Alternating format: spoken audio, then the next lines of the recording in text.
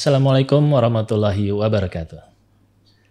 Sahabat religi Gunung Kidul, kita kembali bertemu dalam podcast Bisaroh, Bimbingan dan Sapa Rohani, Kantor Kementerian Agama Kabupaten Gunung Kidul. Bersama saya, Andi Eko Prasetyo. Kali ini kita akan membahas tentang 4 hal untuk mendapatkan kebaikan dunia akhirat. Alhamdulillah telah hadir bersama kita penyuluh agama Islam dari KUA Kapanewon Pelayan, Bapak Khairun Ahmadi SAG. Assalamualaikum Bapak Khairun. Waalaikumsalam warahmatullahi wabarakatuh. Bagaimana kabarnya? Alhamdulillah sehat. Alhamdulillah. Terkait tema kita kali ini sangat menarik. 4 hal untuk mendapatkan kebaikan dunia akhirat. Bisa dijelaskan lebih lanjut Bapak? Ya, makasih. Assalamualaikum warahmatullahi wabarakatuh. Waalaikumsalam. Sahabat religi Kabupaten Gunung Kidul yang saya cintai, alhamdulillahirabbil alamin, wassalatu wassalamu ala asyrofil mursalin, sayyidina wa maulana Muhammadin wa ala alihi wa sahbihi ajma'in, amma ba'd. Jadi tema yang saya sampaikan tentang 4 hal apabila orang itu akan mendapatkan kebahagiaan dunia akhirat. Tentu orang yang hidup di dunia ini tidak ada yang menginginkan untuk tidak bahagia. Banyak hal orang yang bisa dilakukan untuk mendapatkan kebahagiaan itu. Tapi yang dilakukan itu belumlah atau tidaklah menjadikan jaminan seseorang itu akan mendapatkan kebahagiaan baik di dunia dan akhirat. Maka kadang-kadang ada kebahagiaan semu. Nah, ini Rasulullah SAW dalam suatu hadis yang diriwayatkan oleh sahabat Ibnu Abbas. Ani Ibnu Abbas radhiyallahu anhuma anna Nabiyya sallallahu alaihi wasallam qala arba'atun man u'tiyahunna faqad u'tiya khairay dunya wal akhirah. Qalban syakiran wa lisanan dzakiran wa badanan 'alal bala'i sabiran wa zawjatan la tabghi fi nafsiha wa malih. Jadi Rasulullah sallallahu alaihi wasallam bersabda, ada 4 hal apabila seseorang itu diberi atau ada pada dirinya maka akan mendapatkan 2 kebahagiaan dunia dan akhirat. Nah, apa itu? Rasulullah menyatakan qalban syakirah. Yang pertama adalah hati yang selalu bersyukur kepada Allah Subhanahu wa taala. Hati yang bersyukur itu memang mudah untuk diucapkan. Jadi kalau kita sering mendengar ayo bersyukur atau kita tetap bersyukur, kalau hanya dalam ucapan itu mudah. Tapi kalau diimplementasikan dalam sikap, dalam perbuatan kita itu tidak mudah. Karena apa? Hati yang bersyukur itu adalah hati yang selalu bisa menerima keadaan apapun yang diberikan oleh Allah Subhanahu wa taala. Baik, kalau sedang mendapatkan nikmat tentu orang sudah siap. Tapi ketika Allah memberikan sesuatu yang tidak menyenangkan, apa tidak bisa bersyukur? Dalam semua keadaan kita itu bisa bersyukur kepada Allah Subhanahu wa taala. Hati ini pun syukur, orang itu sudah bersyukur, tentu dia tidak akan mengeluh. Tidak akan gampang sambat. Itu hati yang bersyukur. Jadi kita bisa bersyukur kepada Allah Subhanahu wa taala manakala kita selalu melihat apa yang diberikan oleh Allah Subhanahu wa taala itu luar biasa semuanya. Terutama apabila kita semua itu diberikan nikmat hidup oleh Allah Subhanahu wa taala. Bahwa kehidupan yang diberikan oleh Allah di dunia ini adalah sesuatu yang sangat luar biasa. Kenapa? Karena umur yang diberikan oleh Allah Subhanahu wa taala itu tidak bisa terbelikan oleh uang seberapapun.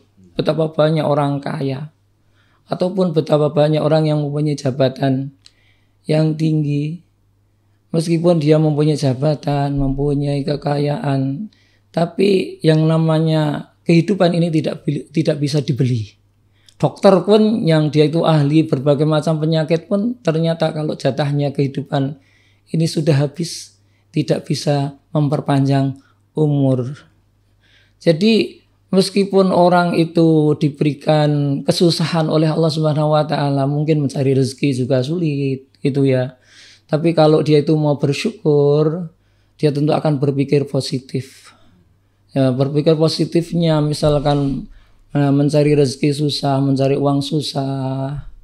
Wah, berpikir positifnya, alhamdulillah Allah ngasih seperti ini, besok hisab saya di akhirat malah ringan. Ya, itu bersyukur. Menjadi rakyat biasa itu kalau bersyukur sebetulnya malah enak. Karena apa? Pertanggungjawaban di hadapan Allah Subhanahu wa taala lebih ringan daripada kalau dia itu diberikan amanah oleh Allah menjadi pemimpin. Jadi bersyukur itu bisa diterapkan dalam setiap keadaan. Itu yang pertama, kalau orang itu bersyukur insya Allah tetap bahagia. Itu bersyukur kuncinya. Apapun posisi yang diberikan oleh Allah Subhanahu wa taala kepada kita terima dengan senang hati. Itu saking pentingnya bersyukur itu dalam Al-Qur'an kan banyak sekali ayat-ayat yang Allah memberikan istilahnya itu peringatan kepada kita untuk bersyukur itu. Dalam surat Ar-Rahman itu sampai diulang-ulang sampai berapa kali itu, fabi ayyi ala'i rabbikuma tukadziban, maka nikmat mana lagi yang engkau dustakan. Itu Allah sampai mengatakan bahwa bersyukur itu sesuatu yang berat meskipun kelihatannya itu mudah. Allah itu mengatakan wa qalilum min ibadiyasy syakur, sedikit dari hambaku yang bersyukur. Maka penting ini bersyukur itu. Karena apa? Kalau kita itu bisa bersyukur, insya Allah kita akan bahagia. Yang nomor dua, kebaikan yang diberikan Allah apabila orang memiliki ini adalah walisanan dzakira. Lisan yang mudah untuk selalu mengingat Allah Subhanahu wa taala. Mengingat asma Allah, mengingat kebaikan-kebaikan Allah Subhanahu wa taala dengan menjalankan perintah-perintah Allah, mengerjakan sholat, mengerjakan puasa. Terlebih kita sebentar lagi itu kita masuk di bulan suci Ramadan atau kita berada di bulan suci Ramadan. Begitu banyak keberkahan yang diberikan oleh Allah Subhanahu wa taala untuk beribadah. Kalau di waktu-waktu bulan Ramadan ini kita memperbanyak ibadah pada Allah Subhanahu wa taala, maka itu adalah realisasi daripada zikir dengan tilawatul Quran, membaca Al-Quran, dengan mengerjakan sholat 5 waktu berjamaah, dengan qiyamul lail, dengan qiyamul Ramadan, zikir dengan asma Allah. Insya Allah kalau orang itu zikir maka hati akan menjadi tenang. Ala bidzikrillahi tatma'innul qulub. Ingat bahwa dengan kita mengingat Allah, hati itu akan menjadi tenang. Terus keutamaan zikir lagi, kalau kita ingat kepada Allah Subhanahu wa taala, maka hati akan tenang dan juga pikiran kita itu akan tertuju kepada Allah Subhanahu wa taala. Tentu hati itu adalah penentu segala-galanya. Sehingga kalau hati itu baik, maka semua perbuatan itu akan baik. Demikian juga kalau hati itu buruk, maka perbuatannya akan buruk. Lah hati yang diisi dengan asma Allah, maka tentu nanti yang disuruh, hati itu akan menyuruh kepada tubuh ini, mata, telinga, tangan, kaki. Ini adalah bawahannya, ini adalah rakyatnya. Hati itu adalah rajanya. Kalau rajanya baik, hati itu selalu diisi dengan asma Allah, maka tentu yang keluar adalah yang baik-baik. Ucapan tentu adalah ucapan yang baik. Tangan yang akan dia lakukan tentu adalah perbuatan yang baik. Dan seterusnya. Maka penting sekali. Jangan sampai kita itu termasuk orang yang melupakan Allah. Karena apa? Kalau kita melupakan Allah, itu mudah untuk melakukan dosa. Dalam Al-Quran Allah itu berfirman, وَلَا تَكُونُوا كَالَّذِينَ نَسُوا اللَّهَ فَأَنْسَاهُمْ أَنْفُسَهُمْ أُولَٰئِكَ هُمُ الْفَاسِقُونَ. Janganlah kamu menjadi orang-orang yang melupakan Allah. Karena apa? Kalau kamu melupakan Allah, Allah akan melupakan kamu. Allah tidak akan berperan di dalam dirimu, maka kamu akan menjadi fasik. Berarti mudah melakukan dosa. Jadi kenapa kalau orang itu mudah untuk melakukan maksiat? Karena di dalam hati itu melupakan Allah. Jadi ada dikatakan bahwa al-qalbu kalbait. Hati itu seperti rumah. Kalau hati itu diisi dengan asma Allah, dengan banyak menyebut Allah Subhanahu wa taala, maka Allah akan hadir di dalam hati. Tapi kalau hati itu melupakan Allah Subhanahu wa taala, maka yang berkuasa adalah setan. Nauzubillah min dzalik.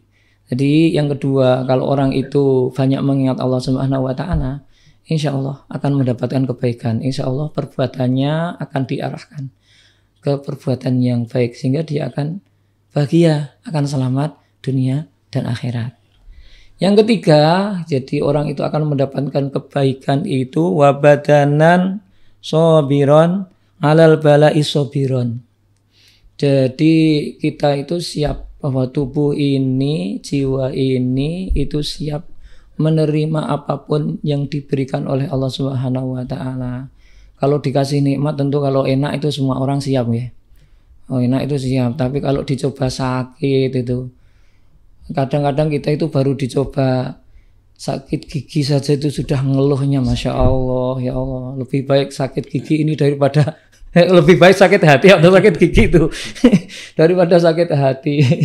Jadi kita itu sakit merasakan satu hal saja, gigi saja itu kalau diberi sakit, ya Allah, Masya Allah, ngeluhnya. Padahal mungkin sakitnya kalau dibanding dengan sehatnya itu kira-kira lebih banyak mana? Oh, sehatnya. Nggak ada. Kalau kita itu dicoba sakit itu yang tidak nyaman. Nah tentunya itu semuanya adalah karena kehendak Allah. Nggak ada kan orang yang minta sakit itu. Atau ya Allah saya minta sakit. Nggak ada. Kita tinggal menerima. Meskipun kita juga harus berikhtiar bagaimana untuk menjaga kondisi tubuh kita itu tetap sehat. Hati kita tetap bahagia. Tapi banyak hal kan kita tinggal menerima saja. Kalau Allah menghendaki ya kita tinggal menerima. Nah, maka di sini kalau kita itu diberikan istilahnya itu sakit oleh Allah Subhanahu wa taala, ambil hikmahnya. Kalau Allah itu ngasih saya sakit, itu sebetulnya Allah itu hanya ingin mengampuni dosa-dosaku. Kalau Allah itu ngasih saya sakit, sebetulnya Allah itu ingin mengabulkan doa-doaku. Karena doa orang yang sakit itu doanya mustajab. Kalau Allah itu ngasih saya sakit, berarti Allah itu ingin merasakan bahwa yang namanya sehat itu luar biasa. Kalau orang itu dalam hidup tidak pernah dikasih sakit, tentu dia tidak akan merasakan nikmatnya sehat.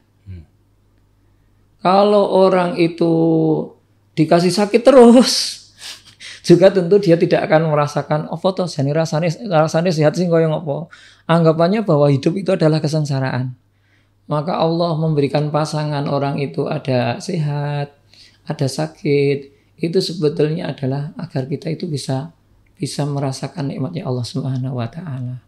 Maka orang itu akan bahagia, akan mendapatkan kebaikan yang banyak manakala diberikan oleh Allah ujian sakit, dia akan bersabar. Jadi dikatakan ada suatu hadis yang mengatakan bahwa kalau orang itu sakit dan dia itu ridho atas apa yang diberikan oleh Allah Subhanahu wa taala, dosanya akan berguguran. Semakin sakitnya semakin apa istilahnya itu parah, akan sakit, terasa sakit, maka dosa yang akan berguguran semakin banyak. Itu yang nomor berapa tadi? 3. Nomor 3. Berarti lebih ke bagaimana kita bisa berpikiran positif dalam menyikapi sesuatu hal itu. Iya, jadi hikmahnya apapun yang diberikan oleh Allah itu, termasuk sakit itu, sebetulnya di situ ada hikmahnya. Ada hikmahnya. Yang keempat, jadi resep orang itu akan mendapatkan kebaikan dunia akhirat. Ya kalau bahasa simpel itu bahagia dunia akhirat itu. Wa zaujatan la tabghihi fi nafsiha wa mali. Jikalau seseorang itu mempunyai istri yang bisa menjaga dirinya dan menjaga harta suaminya. Artinya apa? Seseorang yang dikaruniai istri atau menjadi istri yang bisa menjaga hubungan harmonis dalam keluarga. Ini tidak hanya berlaku untuk istri, tapi juga suami. Iya, suami juga. Jadi orang itu akan bahagia manakala dia merasakan bahwa hidupnya di keluarganya itu nyaman. Tidak mempunyai masalah dengan keluarga, baik istri ataupun anak atau mertua. Nah, makanya Rasulullah SAW kan beliau mengatakan baiti jannati ya, rumahku adalah surgaku. Maka bagaimanapun kita, posisi kita menjadi ulama, menjadi ilmuwan, menjadi pejabat, ataupun menjadi pedagang yang sukses, ataupun juga menjadi rakyat biasa. Dalam posisi apapun kita, kalau kita itu diberikan amanah oleh Allah Subhanahu wa taala keluarga, bahwa keluarga adalah harta kita yang paling berharga. Jangan sampai aktivitas kita, kesibukan kita itu sampai melupakan keluarga kita. Luangkan waktu untuk bersama keluarga. Luangkan waktu untuk bagaimana kita bisa menjalin hubungan keluarga dengan sebaik-baiknya. Jadi ini 4 hal. Insya Allah apabila kita semuanya itu melakukan ini, insya Allah akan bahagia dunia dan akhirat. Ya, insya Allah. Emang menarik memang bahasan kita kali ini, karena dari keempat hal ini bisa membawa kebahagiaan dan juga kebaikan baik di dunia dan juga di akhirat. Sebelum kita akhiri, ada tambahan dari Pak Khairon. Ya. Jadi tambahan dari saya, jadi ketika kita hidup itu kan kadang-kadang orang itu bingung toh. Ya. Bagaimana cara hidup saya itu bisa bahagia itu. Sehingga orang itu kadang-kadang melakukan banyak hal yang di situ dia tidak akan mendapatkan kebahagiaan, tapi justru malah sebaliknya kan. Kalau 4 hal yang disampaikan Rasulullah ini adalah kebahagiaan yang hakiki, bukan hanya kebahagiaan yang semu. Maka tadi yang di awal saya sampaikan, kadang-kadang orang itu mau mencari kebahagiaan tapi ketemunya tidak bahagia. Ada orang Jawa itu ini saya ingat sekali. Jadi perkataan orang Jawa itu kelihatannya kadang-kadang itu singkat, tapi itu mempunyai makna yang luar biasa. Orang Jawa itu mengatakan begini, nek mate ming sak klendeng, ngerkasane sak rendeng. Kadang kita itu kadang-kadang kita itu terlena ataupun tertipu hanya untuk menuruti hawa nafsu. Melakukan suatu dosa ataupun kemaksiatan, enaknya cuma 5 menit. Tapi nanti akan menghancurkan masa depan kita. Apa contohnya? Orang yang berzina kan. Orang yang berzina itu ketika dia itu berzina, dia akan menuruti keinginannya hanya berapa menit, hitungan waktu kan. Tapi setelah itu akan hancur semuanya. Itu karena apa? Karena dia menuruti hanya kebahagiaan yang sementara. Demikian juga misalkan orang itu dia itu penasaran atau kepingin melampiaskan masalahnya dengan narkotika. Ketika dia itu bisa menuruti keinginannya dengan mengkonsumsi narkotika, itu apapun bentuknya, tentu dia akan mendapatkan kesengsaraan di waktu-waktu berikutnya. Jadi tadi yang sudah disampaikan bahwa 4 kebahagiaan ini insya Allah ini bisa diaplikasikan oleh semua orang. Dan yakin ini adalah resep dari Rasulullah SAW. Kalau orang itu melakukan, insya Allah dia akan bahagia dunia dan akhirat. Ya, semoga ini bermanfaat. Terima kasih Bapak Khairon. Semoga Ramadan ini menjadi momentum perbaikan bagi diri kita untuk menjadi lebih baik. Amin. Baik. Sahabat Religi Gunung Kidul, demikian diskusi kita bersama Bapak Khairun Ahmadi. Semoga bermanfaat. Saya undur diri, sampai berjumpa di podcast Bisaroh selanjutnya. Wassalamualaikum warahmatullahi wabarakatuh.